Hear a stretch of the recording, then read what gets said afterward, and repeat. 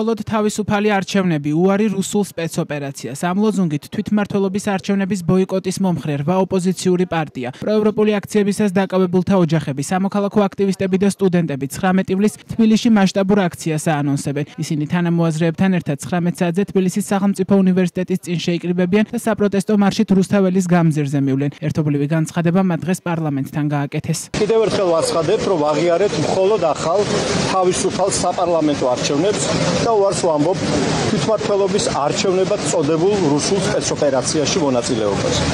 ვუპირისპირდებით კორუმპირებულ და ანტიდემოკრატიულ რეჟიმს, რომელიც საფრთხეში აგდებს საქართველოს ეროვნულ დამოუკიდებლობას და საქართველოს მოქალაქეების თავისუფლებას, რომელმაც ჩვენი ქვეყანა განუკითხაობისა და ძალადობის მორევში გადაუშვა.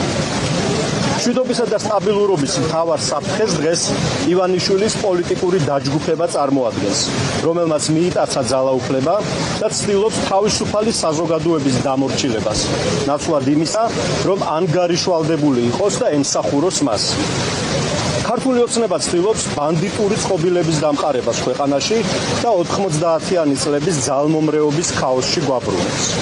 ამის საპირისპიროდ ჩვენ გვჯერათ, რომ უსაფრთხო, დაცული და ღირსეული ცხოვრება შესაძლებელია მხოლოდ ევროპული ტიპის დემოკრატიაში. 19 ივლისს 19 საათზე თბილისის სახელმწიფო უნივერსიტეტის პირველი კორპუსიდან პარლამენტამდე გავმართავთ საპროტესტო მსვლელობას.